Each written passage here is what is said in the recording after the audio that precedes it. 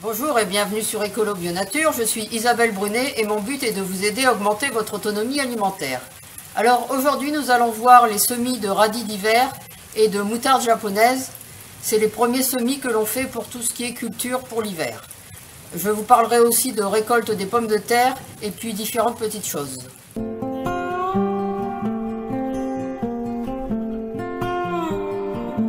Je vais profiter de la pluie que l'on a eue ce matin pour pouvoir commencer mes semis d'hiver. Alors je vais mettre à l'endroit où j'ai enlevé les pommes de terre. Je vais vous mettre après la vidéo que j'ai faite quand j'ai enlevé les pommes de terre. Donc je vais mettre de la moutarde Frisigio, de la Mizuno, de la moutarde de Chine rouge et de la rouge métisse. Et des radis d'hiver, alors du noir long, du German Beer, je sais pas si les graines sont encore bonnes, du rose de Chine, oh ça c'est encore du rose de Chine, du daikon, du violet de Gournay, du noir rond et du marché de Zurich. Alors je sais pas si je vais tout mettre, hein. Je vais mettre toutes les variétés, je vais peut-être faire un mélange, ou en choisir quelques-uns, je vais voir. En général j'aime bien faire un mélange. Alors voilà la zone où je vais essayer de caser tout ça. Donc elle n'est pas très grande, donc je vais pas pouvoir mettre énormément de choses. Mais je vais essayer de bien tout regrouper comme d'habitude. Alors je vais d'abord donner un coup de râteau parce qu'il y a quelques grosses mottes encore à casser. Parce que lorsque j'ai enlevé les pommes de terre, la terre était tellement sèche que j'ai pas pu casser les mottes qui étaient remontées.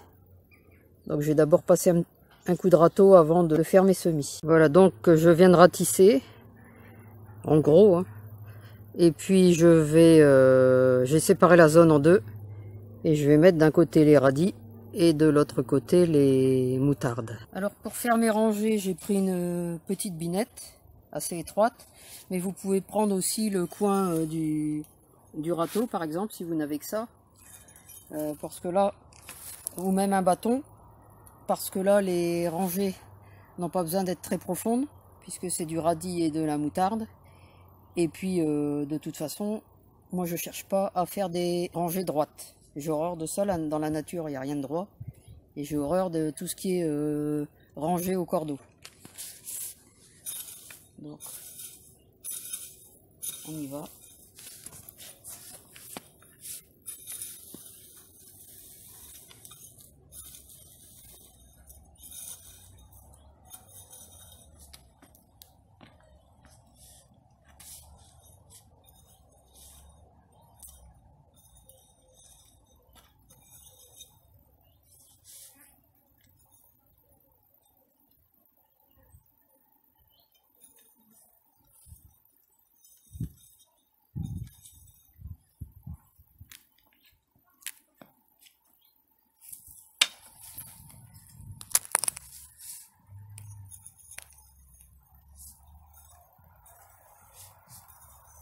Quand il y a des grosses mottes de terre qui sont restées, ben je les enlève.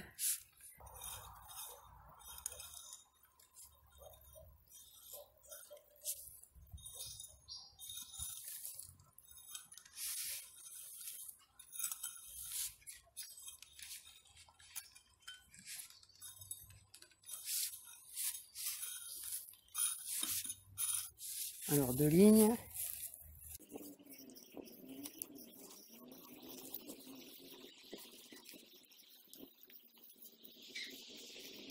Bon, les 4 lignes de moutarde sont terminées, donc je vais semer et puis après on passera au radis. Voilà.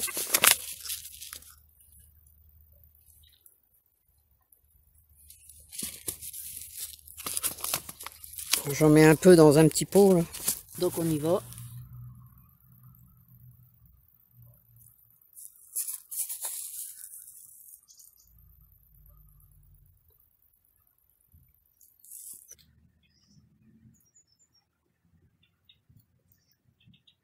Alors en fait je fais rouler la graine entre mes doigts pour qu'elle tombe.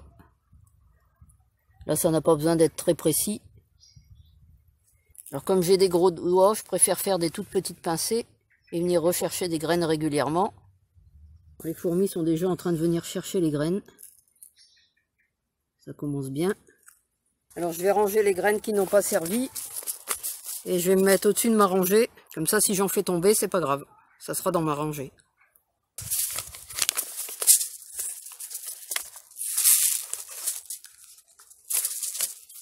Voilà, on continue pour les autres variétés. Alors des fourmis à elles. Bon, elles sont pas embêtantes hein, parce qu'après elles s'envolent, donc il n'y a pas de problème. En fait, c'est une qui n'a pas dû se réveiller à temps parce qu'il y a eu une grosse sortie hier. Et elle est restée là.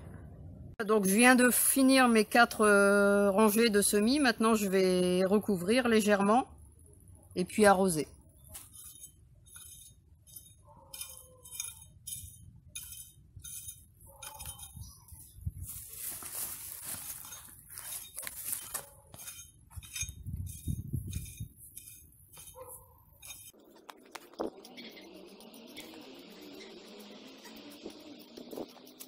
Alors maintenant je tasse légèrement pour bien faire adhérer la graine.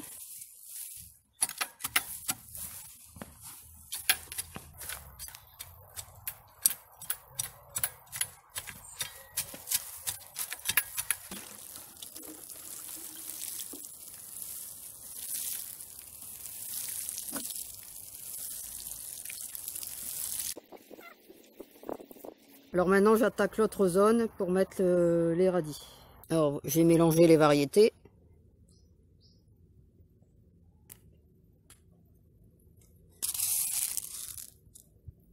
Alors les radis que je sème ici c'est plus une sécurité hein, comme je vous l'ai déjà dit. Moi les radis d'hiver je les laisse ressemer seuls. Je vais vous le montrer. Vous voyez ici il y a ceux que je laisse ressemer seuls. Donc là il suffit de marcher dessus hein, tout simplement. Et puis ça se ressème seul. Mais alors le problème c'est que ça a tendance à se ressemer trop tôt. Par exemple,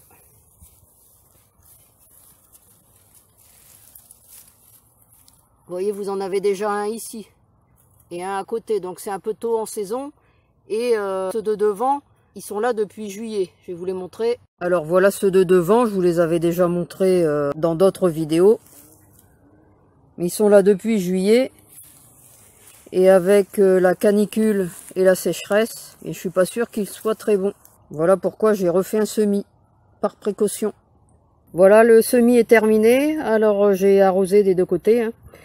Mais la terre était vraiment très sèche, pourtant il a plu, il y a eu un petit orage cette nuit, et puis il avait plu au moins 1 heure ce matin. Mais la terre était vraiment très très sèche, donc il va falloir que j'arrose régulièrement si je veux que ça puisse lever. Alors pour protéger tout ça des canards, de la poule, des chats et des merles, il va falloir que je mette un filet pour le moment. Et après quand ça va commencer à pousser, il faudra que je trouve une autre solution. Et là je vais me contenter d'un filet. Donc voilà, j'ai posé le filet, je ne sais pas si vous le voyez. Parce qu'il est noir. Et donc bon, je ne suis pas sûre que ça va empêcher les merles d'y aller, parce que les mailles sont importantes, mais ça protégera au moins en partie. Et après quand ça va pousser, bah là va falloir que je trouve une autre solution, je verrai à ce moment-là, si je peux enlever ou bien si je dois continuer à mettre quelque chose. Au pire, je mettrai autour un grillage à moutons, et puis je mettrai rien au milieu, on verra bien. Mais en tout cas, ça protégera toujours de poupoules, qui ne rêvait que d'une chose, c'est déjà d'y aller, des canards, qui pour le moment sont sages, mais il faut pas s'y fier, et des chats, bien sûr, du quartier qui viennent gratter dans le jardin. Alors, on vient de profiter de la fraîcheur toute relative de ce 15 août au matin, de très bonne heure, pour retirer les pommes de terre dans la zone principale. Alors, bien sûr, la récolte n'est pas énorme, mais c'est déjà plus que ce à quoi on s'attendait, parce que c'est une zone qui est arrosée en début de saison, mais pas ensuite, tout simplement parce que le paillage est tellement épais qu'il faut beaucoup de litres d'eau pour que ça passe le paillage. Donc je me contente de la pluie quand il y en a, et cette année comme il n'y en a pas eu. Par contre tout l'hiver, comme il pleuvait pas non plus des masses, on a mis toute l'eau du nettoyage des légumes, on l'a mis ici. Et donc les seules choses qui ont été arrosées, c'est les 3 pieds de courge qu'il y avait. Courge jaune et bouche là. Et donc forcément les pommes de terre qui étaient à côté en ont profité. Et puis la courge là-bas. Alors Poupoule est en train de finir le nettoyage. Donc voilà ce que ça donne.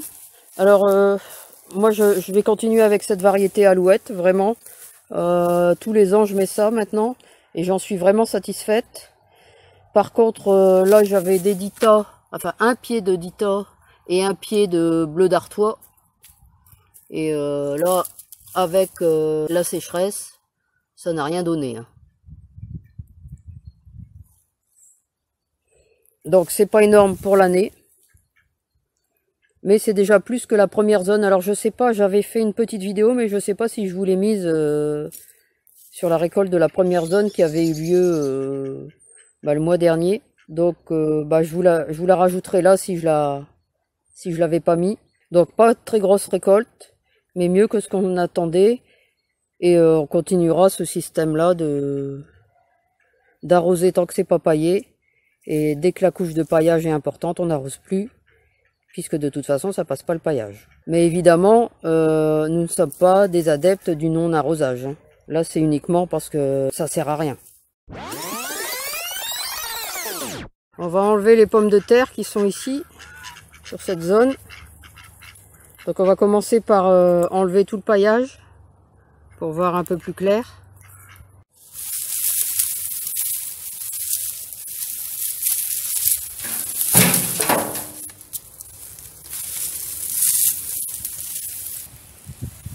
Il y a déjà des pommes de terre qui sortent de sous le paillage.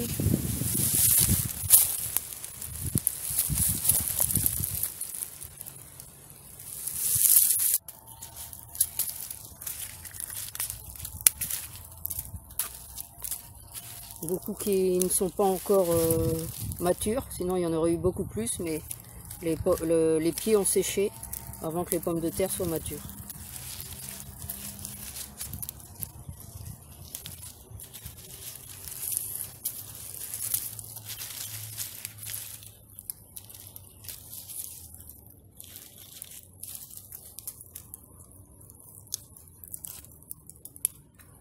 Voilà la maigre récolte pour toute la zone.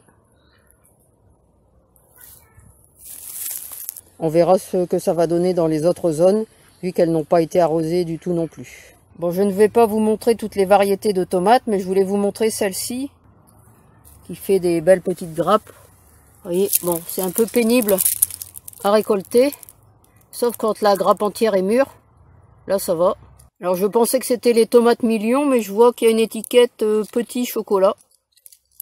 Donc ça doit pas être ça parce que elles ont pas la couleur chocolat.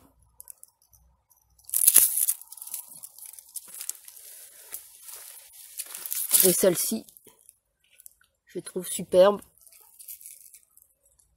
Et là, je suis sûre de la variété, c'est des Sunrise Jazz. Vous voyez, avec les belles stries dessus. Tomates anciennes. Et là à côté, c'est des piments Cheyenne. Alors, bizarrerie de la nature, on a ici des Ozark Sunrise qui sont un peu différentes de celles que je vous ai montrées.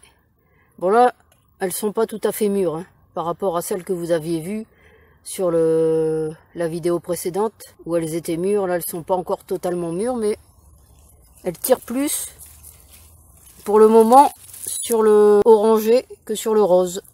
Donc on va voir si elles vont passer au rose ou pas. La différence c'est qu'ici elles sont dehors et les autres étaient dans la serre. Ça joue peut-être un peu sur la couleur. Voilà, c'est tout pour cette vidéo. Alors comme d'habitude, si vous l'avez aimé, n'hésitez pas à la partager dans vos réseaux, à la liker et à la commenter. Et puis vous pouvez retrouver de nombreux conseils et astuces sur le jardinage bio et la permaculture sur mon blog www.écolo-bio-nature.com et dans mes livres. À bientôt!